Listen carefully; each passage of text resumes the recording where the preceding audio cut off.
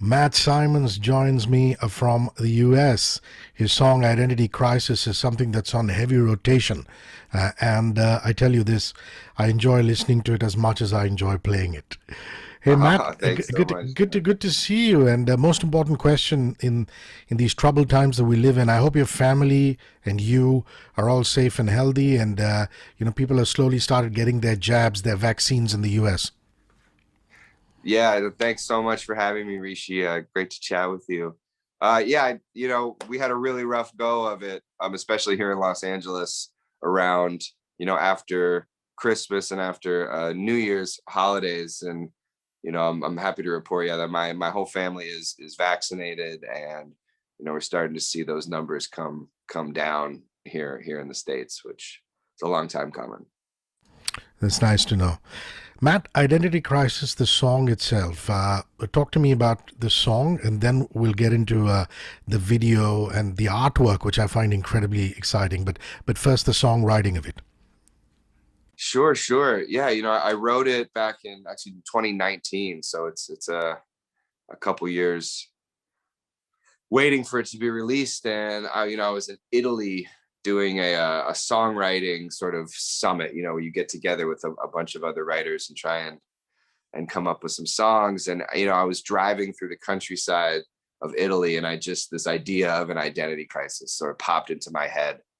I feel like musically I've always had a little bit of an identity crisis about what sort of style I do. When I get asked the question, describe your music, I have difficulty doing it because I have so many influences that I love. But this song in particular, I wrote about, what it's like to get out of a codependent relationship. I feel like a lot of times in a relationship, you can lose yourself and who you are, in this other person. So then when you break up, you have to sort of pick up the pieces of your life and say, okay, who am I again? Who I got to figure out who I am, because I've lost this huge piece of my life. Yeah, and just curious to know that drive in Italy, was it past the Amalfi Coast?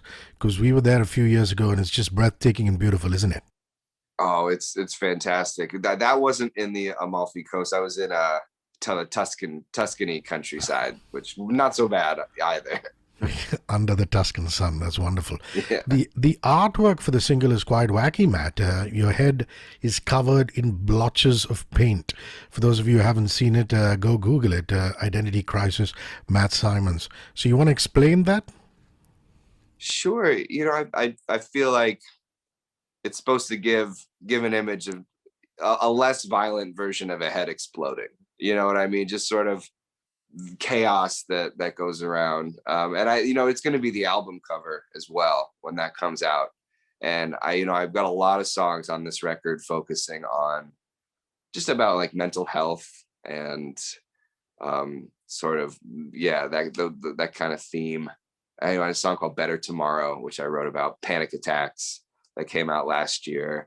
I've got a song coming up that I wrote about. It's called Self Control. It's just about willpower and how to stop unhealthy habits from repeating over and over again. The video for Identity Crisis is at the heart of it an animation film, an animation video. But it's not one of those Disney Pixar kind of very hi-fi animation. It almost looks to me like retro animation, the stuff that we grew up watching when we were kids. Was that done on purpose, the idea and the creative? Definitely. It's the idea of it was to be they go through probably 5 or 6 different animation styles, and I think that sort of represents the identity crisis in the video. But yeah, we didn't want it too rendered or too lifelike. I think I did kind of want that Saturday morning cartoon vibe to it for sure. Yeah, it's this group called Cosmonaut that works out of Turkey, and I'm thrilled with the video that they put together. I really love it. Nice. Let's do a bit of a rewind. August of last year, you put out Better Tomorrow. You mentioned very briefly that it's about mental health, panic attacks. If you could tell us a little more about the song, I just love it. Oh, thank you so much. Yeah, I'd be happy to. I started having panic attacks when I was in college, and I really didn't. The first time it happened, I had no idea what was going on. It's one of those things where until you experience it, it's difficult to describe.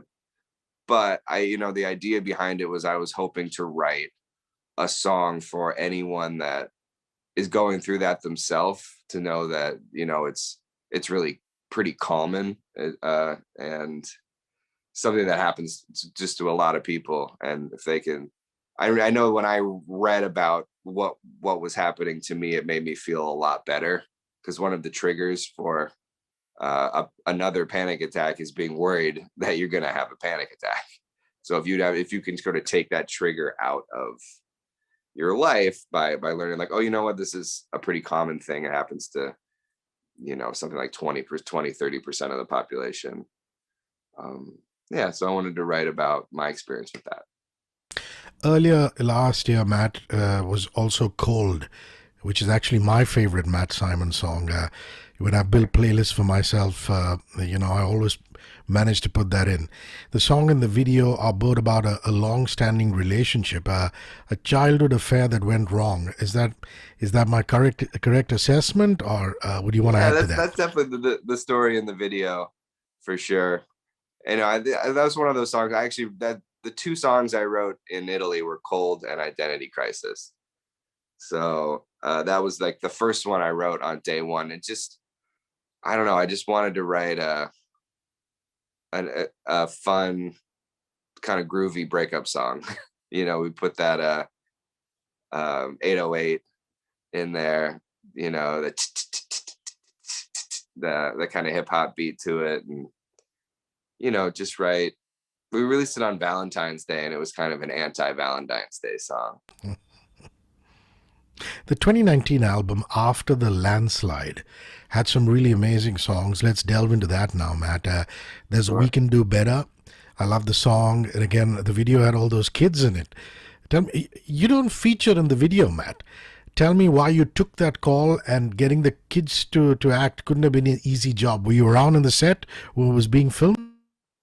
I was around on the set, and actually originally I was in the video, and I was just watching it. The kids were so dynamic and expressive, and then this grown-up shows up and ruined it all. And that was me. So I said, you got to cut me out. Like, I think this video should just be told from the perspective of the kids. It was kind of a video looking towards the future, the younger generation, looking at everything that's going on in the world and saying, we can do a better job than these grown-ups are doing, with all the problems going on. So it was my decision to cut myself out of it. Made It Out, All Right, is a song that it actually brings me back to Indian culture. I don't know if you know this, but Made It Out All Right, the song, the video, of course, has all these human beings, young couples in color. Once a year in India, we celebrate a festival called Holi, Holi. We don't spell it like how you guys spell Holy, but we say Right. Holi. And we throw lots of organic colors at each other. Yeah. In fact, Coldplay, the band, the British band, actually came here and filmed a video during our system of Holi, our festival of Holi. That's cool. I don't know if you've caught that video. So I was really fascinated to see colors being thrown, a love story playing out in video form. So talk to me about Made It Out All Right, the songwriting, as well as the video of it, please. Sure. Yeah. I mean, that video we did in Kiev, in Ukraine, and with this really great director who's done a lot of really fun stuff. And it was interesting. I'd never been to Ukraine before, and it's the way that came together. Sort of this industrial, landscape, which they have a lot of in Ukraine, and that was a really fun experience. And then the song I wrote with a couple of great songwriters, Trent Davs and writer producer Dan Nigro, who actually just recently produced that song Driver's License, which I'm sure you've heard. Yeah. Big one all over the world. So he's having a great year. He's actually a friend, and he's my neighbor. He lives right up the street. Wow. From me. So it was fun working with them on that song. And that song was about, if I could talk to my 16-year-old self, and all the worry he had about, you know, what was gonna happen. I want to say, like, calm down, dude. Like, you're gonna make it out all right. It's gonna be okay.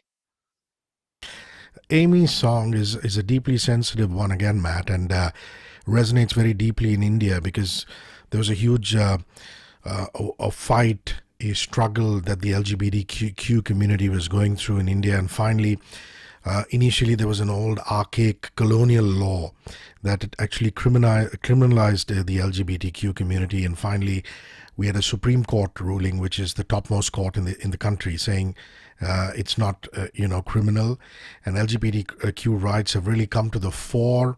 There are lots of activists who are championing that cause, and at the root of it, that's what Amy's song is all about, isn't it? Explain that, please. Sure. Yeah. I wrote it with a woman, Amy Cooney, who's she's a songwriter herself, and she goes by Ames, Ames.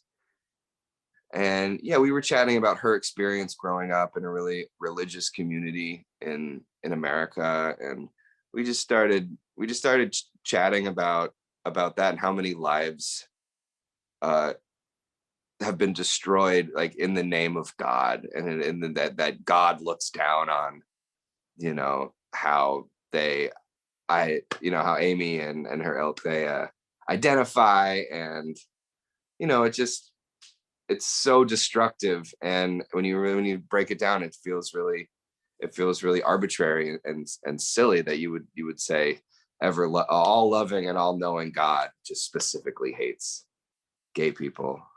So we wrote that down in a song, and we had, for the video, we made it in Amsterdam, and we sort of had the director send out a notice to anyone who identifies with this story to come and participate, and hold up lyrics as the camera comes around. And it's, it's great. There's a lot of progress being made, especially in America. We've had progress recently that's wonderful to hear about it in India, but there's still a long way to go, and there's still a lot of stigma around the LGBTQ community, and using religion as the scapegoat for your own fear and ignorance. We really have to fight against that still. True that, and again, you didn't have to work very hard to not be in the video, because the theme, I don't think allows for a straight man to be in there. So No, yeah, it didn't, and we had, and that's why also I call it Amy's song, because it's not my story yeah, to tell. it's I quite wanted to lovely. make sure the credit's given to her in that way. Open Up is a fun romantic song, and I believe it was the official Vodafone song for Germany, and it just blew up in Germany. Talk to me about that. Yeah, it was fun. Actually, I have my Time Hop app, and it just came up the other day, a couple years ago, the first time I was in a hotel room in Germany watching TV, and then that commercial came on with Open Up as the song, which is always really exciting. Um, yeah, that's one that I wrote with these two great writers named Emily Warren and Scott Harris. And Emily Warren writes all the stuff for the Chainsmokers, and Scott writes a bunch of Shawn Mendes songs, and he's all over the place, on the Billboard chart. And we wrote that one about, in a relationship, when you're trying to, something's wrong, and you're trying to get it out of your partner, and you just want to say, like, hey, just talk to me, like, gotta open up. I know something's wrong. Like, when I ask you, don't say nothing's wrong, because I can feel it, that's not what's happening. And we just wrote a nice simple song about that. I've never heard your voice featured in a duet before. I heard Dust, and I got to say it's lovely. I mean, for those of you who haven't heard it, it's Dust featuring Betty Who. It's quintessentially a breakup song, isn't it, Matt? And it just flows in very, very beautiful ways. Thanks. Yeah, that's another one I wrote with Dan, who I was talking about earlier, Dan Nigro, who's been working with Olivia Rodrigo recently. And yeah, we wrote, I think, yeah, we just got that phrase in our head: don't kick the dust up. That's what you do after a breakup. You get you get drunk and at 3 a.m. your brain thinks it's a good idea to call or text your ex. And just picturing her, yeah, her picking up the phone being like, you got to stop calling, dude, like this is too much. You got to move on. So that was the idea behind that one. And Betty, who's always been one of my favorite artists for the last few years, and I love her music, and felt really fortunate to be able to get her to sing that, the female voice on it. What did you grow up listening to, Matt? I mean, was dad into music, mom into music, grandparents into music? What kind of vinyls or CDs or playlists were lying around in your home? Sure. Yeah. I actually grew up, I listened to a lot of jazz music. I studied saxophone. I play saxophone. I studied that at university. And I grew up listening to all kind of Miles Davis and John Coltrane and Sonny Rollins and Charlie Parker, that whole scene. I listened to a lot of old crooners, Frank Sinatra, Dean Martin, Michael Bublé. Even he's not an old one; he's a new one. But I listen to that sort of jazz vocal style, Ella Fitzgerald. Um, but I also listen to a lot of singer songwriters and pop music, and a lot of Beatles, a lot of Stevie Wonder, a lot of John Mayer. Was an influence for sure. And yeah, my parents are definitely. My dad is really into music. He loves to play. He plays all kinds of instruments. He plays drums and guitar and mandolin. He was in a band when I was growing up, and I would sometimes, when I was playing saxophone, I would sit in with them. But yeah, a lot of music around him and my family for sure. Nice. Which is why one of my favorite, I wouldn't even call it a performance, but it's a live studio recording of you sitting at a piano, a grand piano, with the 12 ensemble violinists and cello players, and you doing Summer with You. It's just a lovely listening experience. How did that come about? Oh, thank you. Yeah, that was organized through. Gosh, I don't even remember now, but we just got in touch with the 12 ensemble to see if they wanted to do something together. And they have an in-house arranger that arranged the songs. And I think especially with Summer with You, it adds such a great element to it that isn't there in the original recording even. And playing with live strings is such a treat. And in that beautiful studio in London was definitely a highlight of that whole year. I love playing with strings and hope I get to do it again soon. Matt, your music is so popular in Europe. I mean, people love you in the Netherlands, in Belgium, Germany.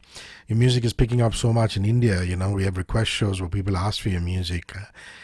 Breaking into the American market, why is it so difficult for singer-songwriters like you who are tasting so much success in Europe? Yeah, it's a question I ask myself a lot. And there was a period where I had a really big major label deal in America, and it was when we were pushing Catch and Release, and that song was number one all over Europe. I think it was the number one most played song on radio in a few countries, and we tried to push it in America, and for whatever reason it just never took off in the same way. And when you've got an opportunity like that with a song that is so big and going so wide, and then it doesn't work, it's really tough to get back there. For whatever reason, it just hasn't hit for me. But I mean, to be honest, I don't know that I would have it any other way right now. I love going to Europe. I know when I get the opportunity to come to India, it's going to be a blast. So I'm living my life, and I'm very happy with how my career has worked out. So if it never happens in America, I'll still be okay. No, when you say it didn't work, what do you mean? I mean, did the top 40 radio stations or streaming services not pick up the song and give it enough airplay? You think that was the problem? I think so. There's lots of different levels of radio in America, and it did well on what's called AAA, which is sort of the lower down, and it still has a wide audience in the States. And when I tour in America, that's for the most time the song that people were introduced to my music with. but it just didn't go the way like it did in France and in Germany, where it's, you know, one of the top 10 songs of the year. It just didn't get that extra push. Are you a live gig kind of guy, a studio kind of guy, or a bit of both? I know that you toured to support After the Landslide, that particular album. Of course, these are tough times, you know, touring and getting concert venues going might not be such a great idea during COVID times. We're hoping slowly and steadily gigs will get back on track. But did you enjoy that tour in particular, for example, the After the Landslide tour? Yeah, the After the Landslide tour was 8 weeks long, and you know, 8 weeks of being on a tour bus is a long time, but I love it. And that's how I came up playing around New York City, where I used to live. You know, playing lots of cover gigs and all sorts of like wedding gigs and live events, and that's how I paid the bills. So I'm a live musician through and through. I do love getting into the studio, but there's nothing like getting on stage, especially when I get to play my own music and have, you know, I had so many years of playing other people's music, that when I get on stage and people are singing along to my songs, it's just no better feeling in the world. Well, I've seen pictures of you playing the saxophone.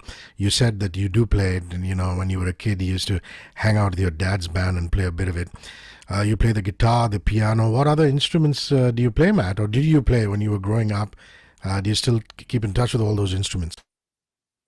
Yeah, you know, I mostly it's piano. I you know, I left the guitar a little bit for a while, but I'm kind of coming back to it a little bit more, and I've been playing around during quarantine.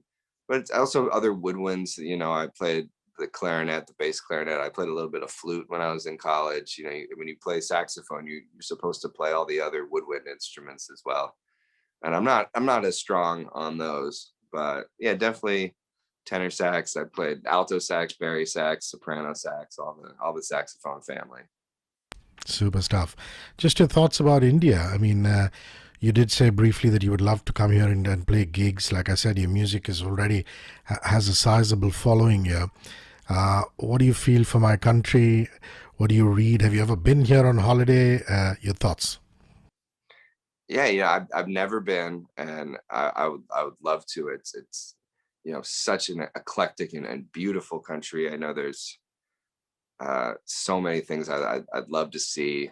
Obviously, you know, there's the touristy one. You know, you got the Taj Mahal, and I'd love to see the Ganges River, and love to go to the cities and also the countryside. I know there's so much to see and so much that I've heard about, and it's interesting when I've talked to people about, like, I think one of my label where I work with at the record label was talking about the one thing I have to do in India is go see a Bollywood show, Yeah. a showing. He's like it's the most amazing cultural experience. Like, you know, it's like 4 or 5 hours long, and it's just the most.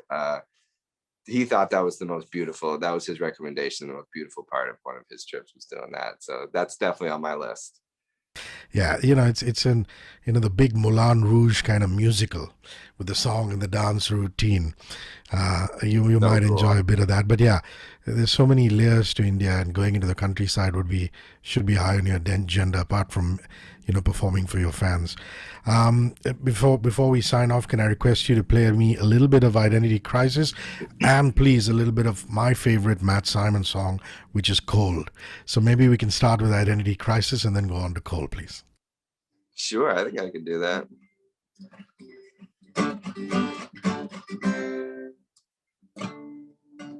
So I'm having an identity crisis, and you know that I don't ever get like this. The adrenaline is doing my mind in. You're my medicine, but now I can't find it. So I'm having an identity crisis, and I'm doing all I can just to fight it. Yeah, my head is spinning, I can't define it. I can't hide it, oh, I can't hide it, that I'm having an identity crisis. Yeah, a little Awesome. piece. I wonder if I could do cold on the Please. guitar. I don't think I've ever done it. When did you get so cold? Did we lose that heat? Wait until you come home. Yeah, I gotta figure it out for a second. I'd usually do it on the piano, but the piano's over there. Till you come home. Yeah. Every time. You have to give me a minute. No worries.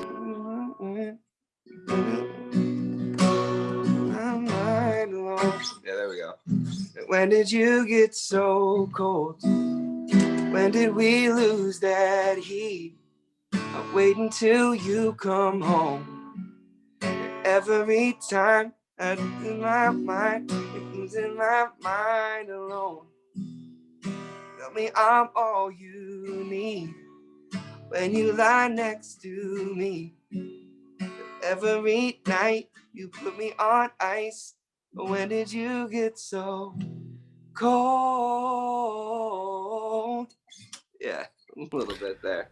Thing of beauty. Matt Simons, thank you very, very much. Lots of love from all your fans in India. Stay safe and healthy and keep making some great music. Cheers. Hey, Rishi, so nice to meet you. Thank you, brother.